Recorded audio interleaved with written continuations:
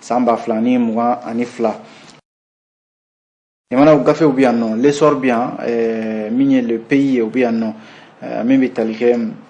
les égos wele faut attacher le soir de Bamako Nouvel Horizon ani Challenger ni kuna fondi selon ya amina ndado minuna 600 ko wala awi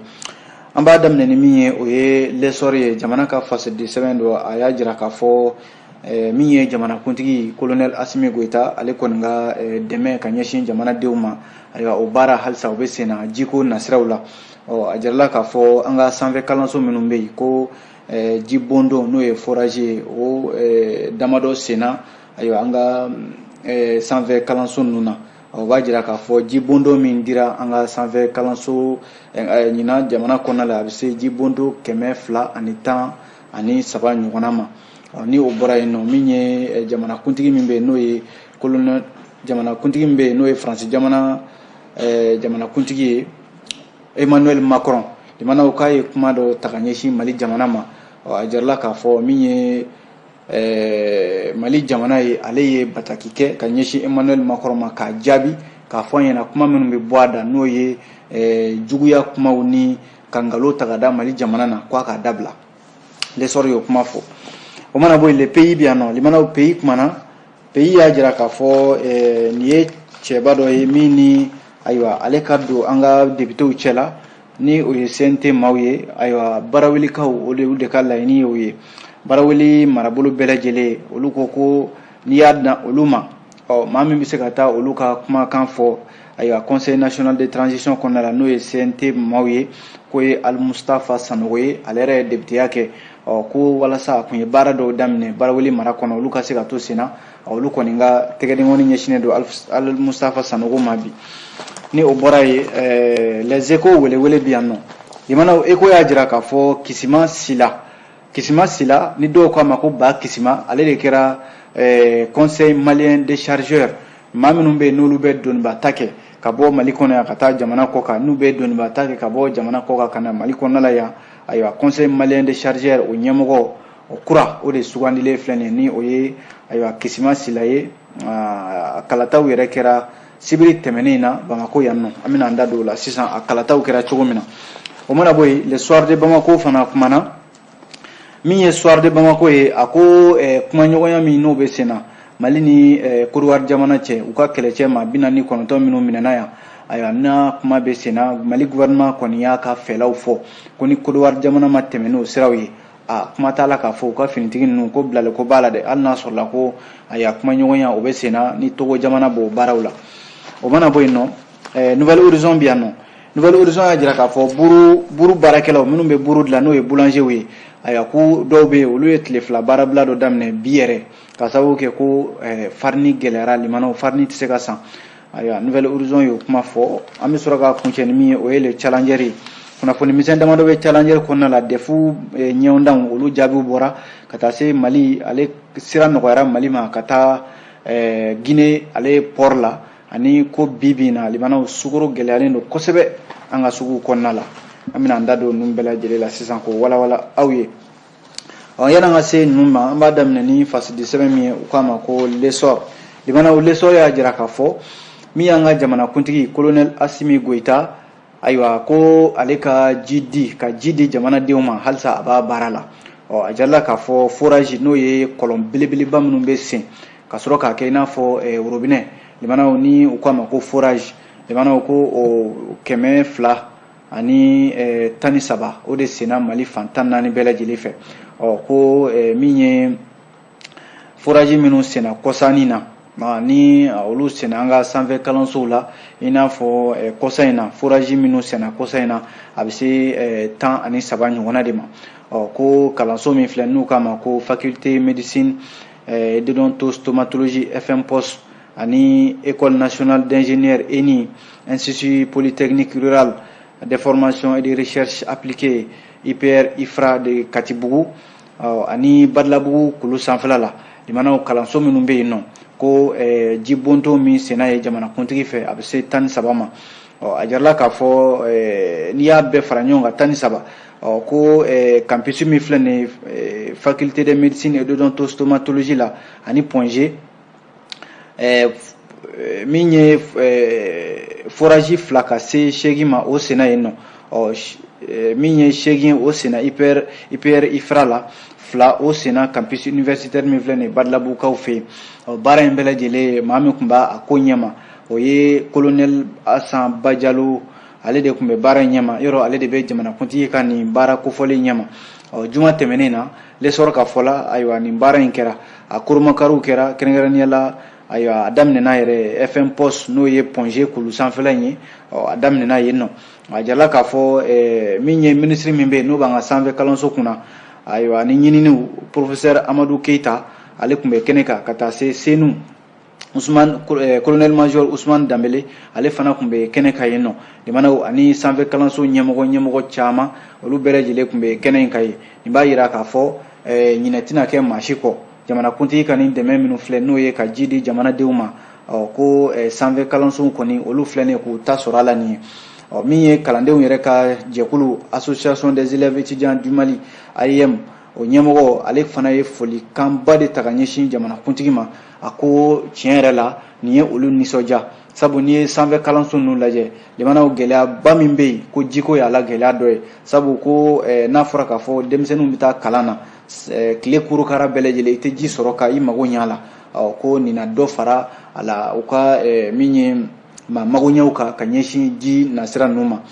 min bɛ tali kɛ jamanakuntigi ayiwa a ka nin baara in a jarala k'a fɔ dɔwɛrɛ tɛ dɛ limanaw ji min n'ale hadamadenya taabolo ye ji min ni maaw tɛ se ka ɲɛ a kɔ ayiwa ko nin b'a yira k'a fɔ jamanakuntigi a ka dɛmɛ ka ɲɛsin jamanadenw ma a filɛ nin ye ka sira ɲuman de sɔrɔ o mana bɔ yen nɔ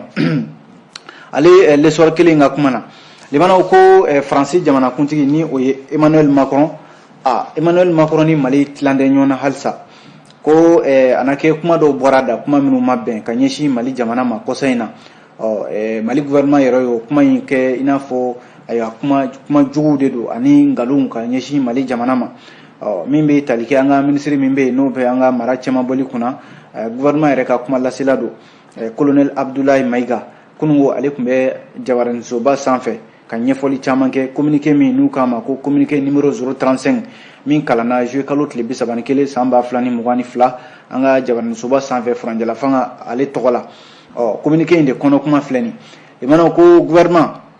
Mali gouvernement ye a mɛn k'a fɔ ko Faransi jamanakuntigi ne o ye Emmanuel Macron ye ko a ka taama dɔ kɛra Guinée Bissau juillet kalo tile 28 tɛmɛnen na o taama in senfɛ limanaw ko ani Guinée Bissau jamanakuntigi u tun bɛ kunnafoni kɛnɛ dɔ kan ayiwa kun bɛ ka kunnafonidilaw olu ladɔnniya o de kɛnɛ kan ayiwa Emmanuel Macron ko a ye jalaki belebelebaw de ta ka ɲɛsin Mali jamana marabaw ma an bɛ don min na i ko bi a y'i kanto k'a fɔ ko Mali jamana ɲɛmɔgɔw k'olu ni jɛkulu dɔw de bɛ yen n'o ye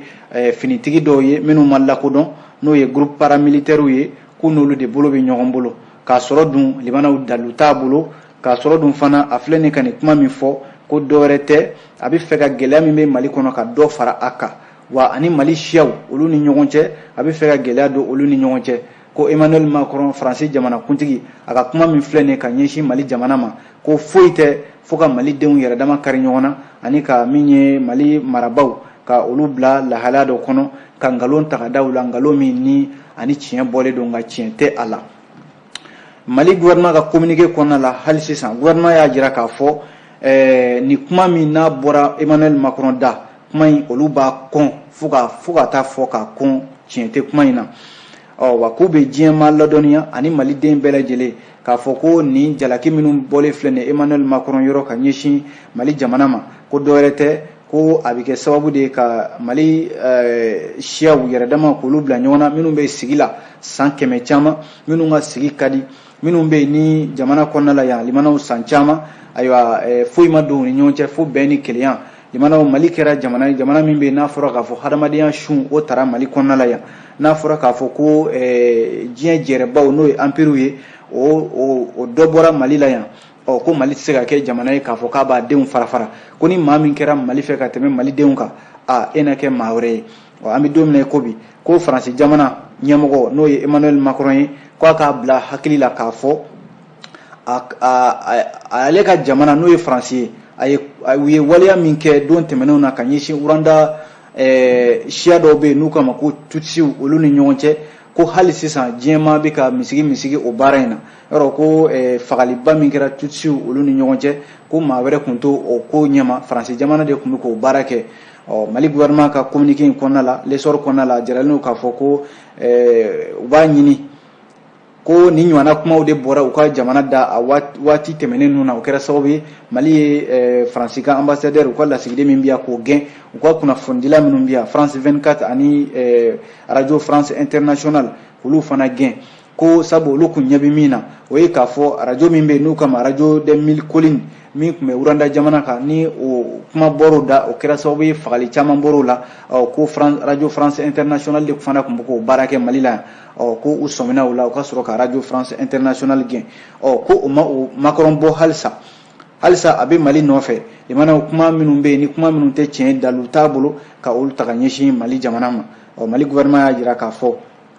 olu kɔni bɛ diɲɛma ta seereya la k'a fɔ faransi jamana ka nin kuma minnu filɛ n'a a ɲɛmɔgɔ bɛ nin kuma ninnu fɔ ko dɔwɛrɛ tɛ ko kabi u nana Mali la yan dɛmɛ na bamanciya wale kɛlɛli la ko u ma se ka baara foyi kɛ jaabi ma sɔrɔ u ka u baaraw la ko k'u tɛgɛ tara fɛn fɛn la ko de u tun bɛ fɛ ka Mali jamana tila fila ye n'a fɔra k'a fɔ bɔ kɛra o kalama u ni Mali cɛ lakana baaraw la o sonsoro la u ni Mali cɛ baara o baara bɛ yen n'o bɛ kɛ sababu ye ka u bolo don ɲɔgɔn bolo sonsoro kɛra o baaraw la lakana ko siratigɛ ninnu na ko munna ko faransi jamana ɲɛmɔgɔ a bɛ wuli ka nin kuma fasugu ta ka ɲɛsin Mali jamana ma k'a sɔrɔ Mali ye jamana ye siya bɛɛ bɛ yan limanaw ni ko jamana min bɛ yen n'a dɔnna farafinna tilebiyan fan fɛ hadamadenya yɛrɛ taabolo jɔsenbaw o dɔnna Mali de kɔnɔna la yan ko maa tɛna se k'a fɔ k'i bɛ hadamadenya taabolo walima maaw ni ɲɔgɔn cɛ ani sigi cogoya k'i b'o fɔ Mali jamana ye k'u k'a dɔn k'a fɔ n'o ye faransi jamana ɲɛmɔgɔ ye ko u hakili lajigi Mali gouvernement b'u hakili lajigi ko Mali gouvernement bɛ baara o baara la bi o de ye Malidenw bɛ se ka don da kelen fɛ ka bɔ da kelen fɛ cogo min na ko maa si tɛna k'a fɔ k'i bɛna olu don olu ɲɔgɔn cɛ ka tila ka olu fara wa lakana baliya min filɛ n'o bɛ sen na ko Mali jamana bɛ wuli ka jɔ la sanga ni waati bɛɛ lajɛlen faransi dɛsɛra o min na ko bamanciya wale minnu bɛ yen n'olu bɛ wuli ka jɔ la ka jamanadenw bɔnɛ u ni na ani finitigiw k'u y'a dɔn k'a fɔ maa wɛrɛ de tun b'olu kɔfɛ i n'a fɔ faransi n'a ɲɔgɔnnaw wa k'u bɛ ka olu de kɛlɛ bi ko u b'a ɲini faransi jamana fɛ a k'i dabɔ Mali kungo la ko Ala ka Mali dɛmɛ nin ye communiqué Mali gouvernement ye min kɛ ka faransi jamana ɲɛmɔgɔ ka jaabi l'essor ale de ye nin fɔ o mana bɔ yen limanaw le pays an bɛ don a kɔnɔna la kumana le pays a y'a jira k'a fɔ ko baarawilikaw fɛ yen baarawili ko olu bɛ min fɛ bi limanaw o ye ayiwa conseil national de transition n'o y'an ka député minnu bɛ yen n'o bɛ faranjila fanga kɔnɔna la bi a jarala k'a fɔ baarawilikaw u ɲɔgɔn sɔrɔ jɛkulu dɔ de kɔnɔ u k'a ma ko collectif des 11 communes du cercle de Barawili olu ka hamina tɛ dɔwɛrɛ ye ko olu bɛ fɛ ayiwa u badenkɛ min filɛ n'u k'a ma ko Alimusafa Sanogo ko a ka ye député minnu bɛ yen n'olu bɛna ta n'o ye maa 20 ani kɔ in ye minnu kan ka ta maa 26 ɲɔgɔn na olu de kan ka ta ka fara ayiwa CNT maa kɔrɔ minnu bɛ yen sisan kan a jarala k'a fɔ Barawili a commune 11 bɛɛ lajɛlen de farala ɲɔgɔn kan ka kunnafonidilaw wele ka laseli kɛ olu fɛla ye min ye ka se ka o fɔ u y'a jira k'a fɔ ko Alimusafa Sanogo ale ye Barawili député kɔrɔ de ye nka limanaw u bɛ fɛ a ye min kɛ députéya la ka kɔn bi ɲɛ n'o de ye baaraw ye baara minnu bɛ yen n'o bɛ tali kɛ limanaw ka dɔgɔtɔrɔsow jɔ ka ambulansiw di maaw ma ka kɛnɛyako sabati ka kalanko sabati ka sirako sabati limanaw ka min ye hali baara yɔrɔ minnu bɛ n'o ye foroba baarakɛyɔrɔw ye olu bɛ se ka taa Barawili mara kɔnɔna la cogo min na ko Alimustafa Sanogo a ka baara bɛnna nin de ma n'a ma ɲɛ ko ni cɛba in a bɛ baara la ayiwa hamina tɛ dɔwɛrɛ Barawili yɛrɛ marabolo bɛ se ka taa ɲɛ cogo min na min ye collectif des 11 communes de Barawili u ko ko olu fɛla ye min ye Alimusafa Sanogo a ka se ka segin ka na CNT kɔnɔ a ka se ka députéya baaraw olu dafa collectif min filɛ nin n'a a ɲɛmɔgɔya bɛ Adama Jalo bolo a k'olu ka dɛmɛ o bɛ faranjɛla fanga yɔrɔ faranjɛla fanga bɛ baara min na sisan n'o de ye lakana baara ye u ka dɛmɛ b'a yɔrɔ wa ko Mali kura ko kuma min bɛ ka fɔ sisan k'u y'a ye k'a fɔ tiɲɛ yɛrɛ la Mali kura in a bɛ ka jɔ wa faranjɛla fanga ɲɛmɔgɔ u b'o taasira de kan n'a ma ɲɛ ko olu b'o taasira kan olu fana ka laɲini ye min ye walasa olu ka ni fiɲɛ wulila bɛɛ bolo b'i kunnaminɛ na maa min ka se ka olu ka kuma da fɔ sabu olu dara Alimusafa Sanogo la maa min don a ye baara minnu kɛ kɔrɔlen ayiwa olu b'o dɔn olu kɔni bɛ fɛ maa 26 minnu bɛna ta ka fara CNT jama tɔ kan ko Alimusafa Sanogo ale ka ta a ka fara CNT maa tɔw kan walasa a ka se ka baarawele taa ɲɛ o baaraw kɛ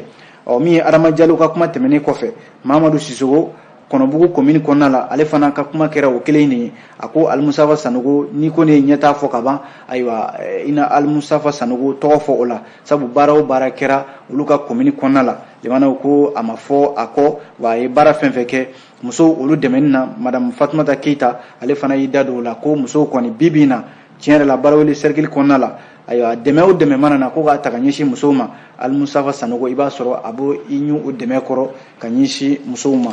kunnafoni filɛ limanaw an ye nin bɔ le pays kɔnɔna la ni o bɔra ye les échos welewele a bɛ yan a kumana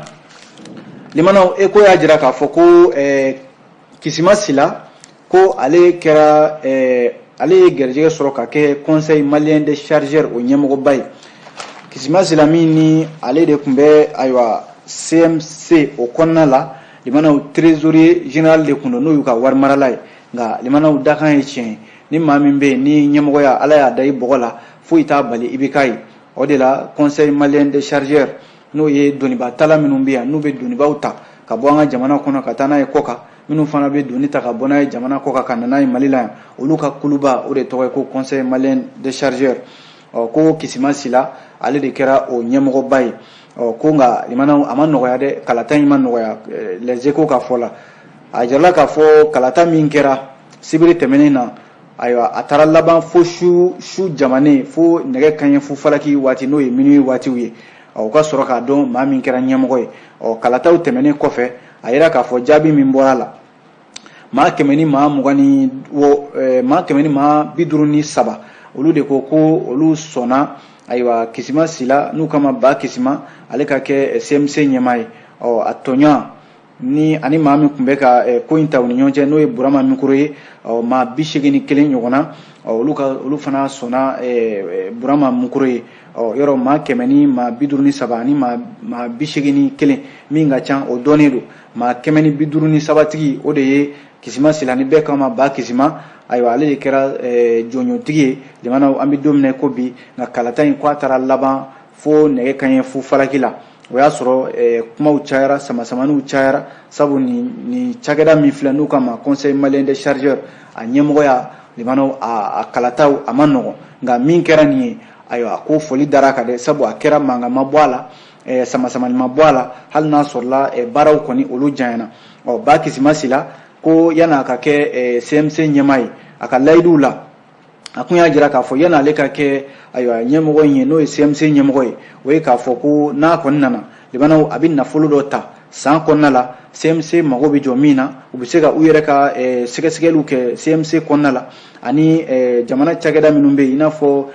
service public minnu bɛ yen i n'a fɔ contrôle général minnu bɛ yen minnu bɛ an ka cakɛda ninnu olu sɛgɛsɛgɛ ko u bɛ nafolo ba de bila u yɛrɛ ka bolo kan walasa u ka se ka bila bɛrɛ la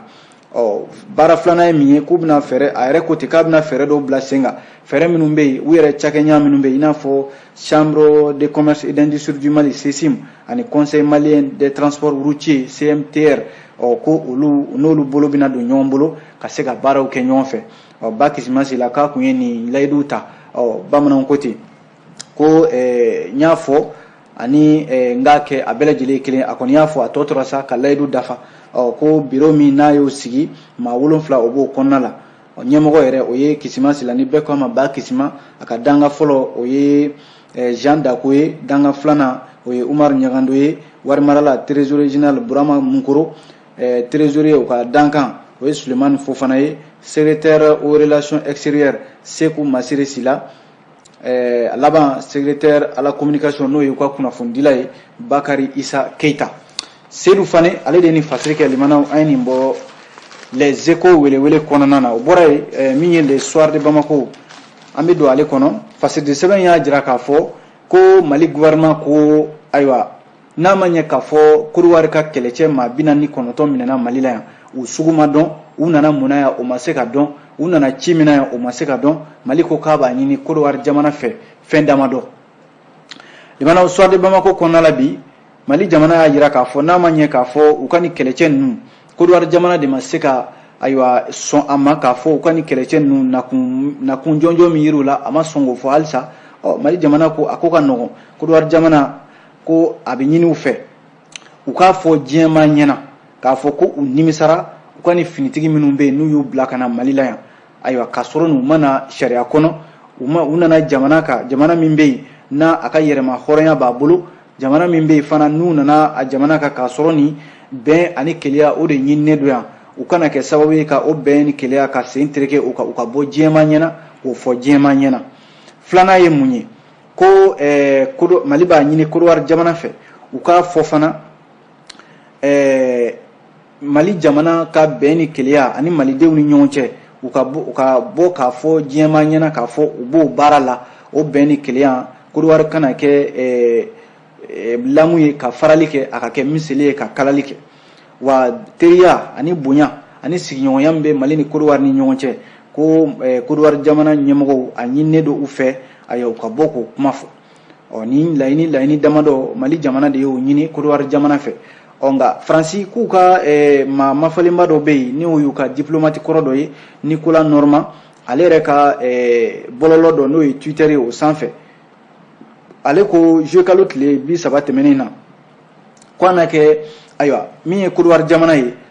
ko fana u ye jaabi min di nin ko in na a bɛ n'a fɔ jaabi ɲuman tɛ sabu Côte d'Ivoire jamana de y'i kanto k'a fɔ n'a ma ɲɛ Mali ye nin kuma fɔ k'olu fana bɛ waati de di Mali jamana ma ko utukalo tile 7 natɔ in na ni Mali jamana ma u ka kɛlɛcɛ maa 49 in bila o don yɛrɛ Alassane Ouattara k'o na bɛn a ka jamana ka yɛrɛma hɔrɔnya seli don ma utukalo tile 7 natɔ in na limana le soir de Bamako y'a jira k'a fɔ o ye don ye don min bɛ yen ni maa bɛ se k'a fɔ maa kan k'i janto a don in na sabu jamana min filɛ Côte d'Ivoire u ka yɛrɛma hɔrɔnya ta don n'u filɛ nin k'a fɔ tuguni ko Mali ka ayiwa u b'o don de di Mali ma a ka se k'a ka kɛlɛcɛw bila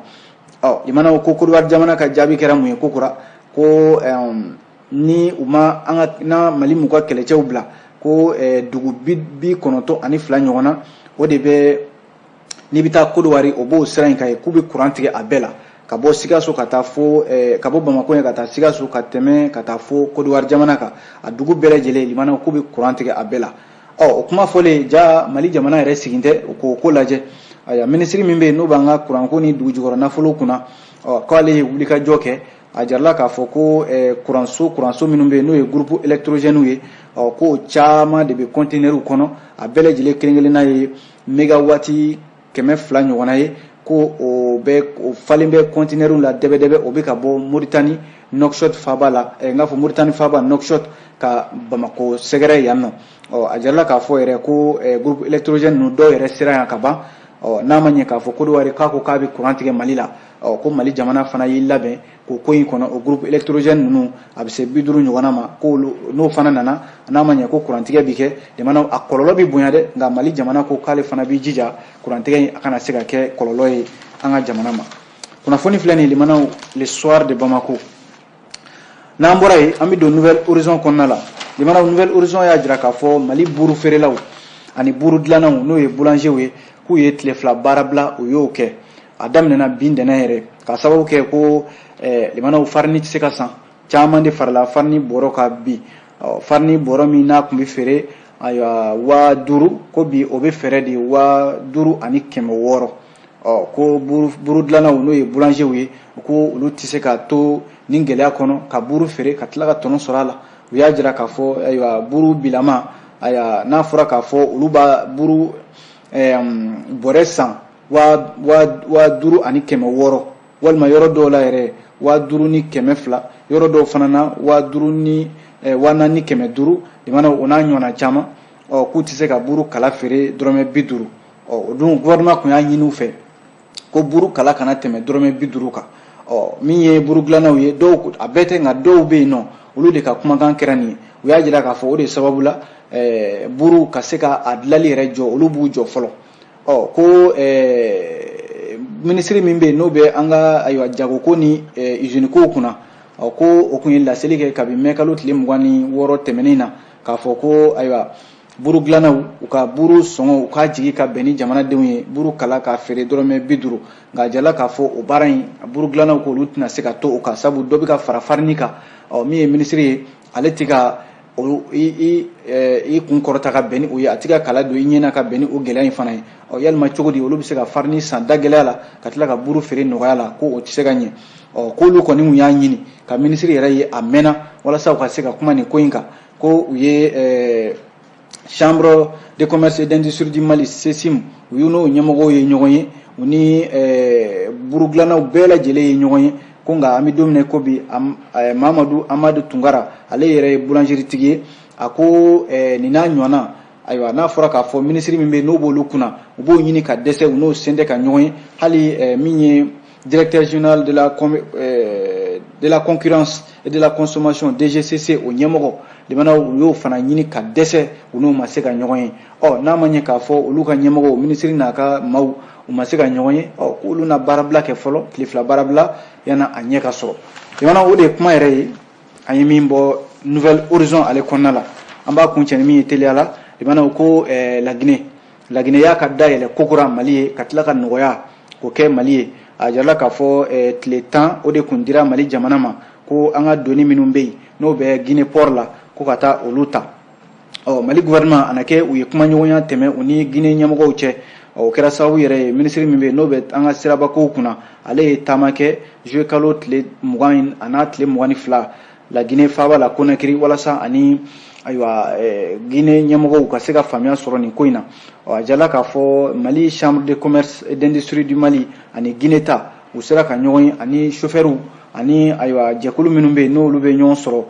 sirabakow kunna u ka se ka kuma nin ko in na ko bɛn kɛra ko la tile 10 min kun dira a nana ye k'a fɔ dɔ farala o kan k'a nana kɛ tile 30 ɲɔgɔnna ye wa o yɛrɛ o ma k'a la nɔgɔya ye nɔgɔya wɛrɛ dara a kan ko an ka minɛn minnu bɛ yen n'o bɛ Guinée port la limana ko o minɛn ninnu bɛɛ lajɛlen sɔngɔ binna k'a kɛɲɛ ni an ka jagokɛlaw ye u ka se ka t'u ka minɛnw ta nɔgɔya la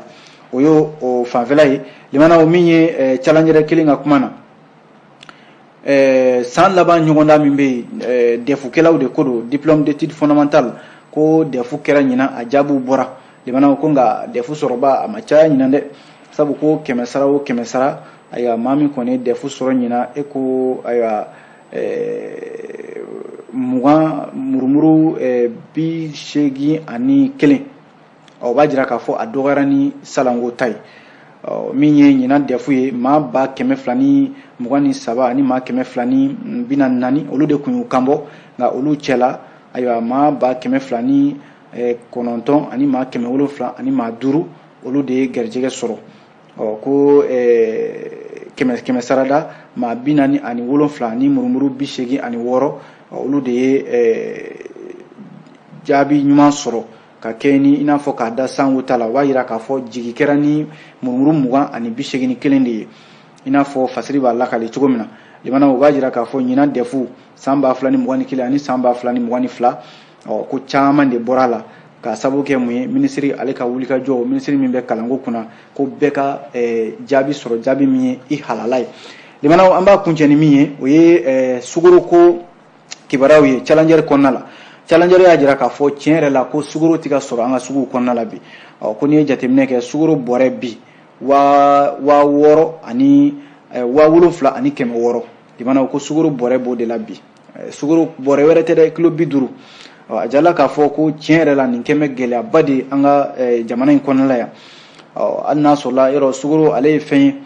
min bɛ yen n'a a bɛ dun kosɛbɛ an ka jamana kɔnɔna la yan a jala k'a fɔ bi a kɔni a gɛlɛyalen don bi kosɛbɛ sabu dɔw b'a kilo 1 feere 150 dɔw yɛrɛ b'a feere 160 dɔw yɛrɛ b'a feere hali 200 ɲɔgɔn na o b'a jira k'a fɔ sugaro limana a tɛ se ka san an ka sugu kɔnɔna la bi tiɲɛ yɛrɛ la jamana ɲɛmɔgɔw fɛn min bɛ ka fara fɛnw sɔngɔ kan bi u k'a lajɛ u ka jagokɛlaw sɛgɛrɛ u ka se ka bɛn ko la n'o tɛ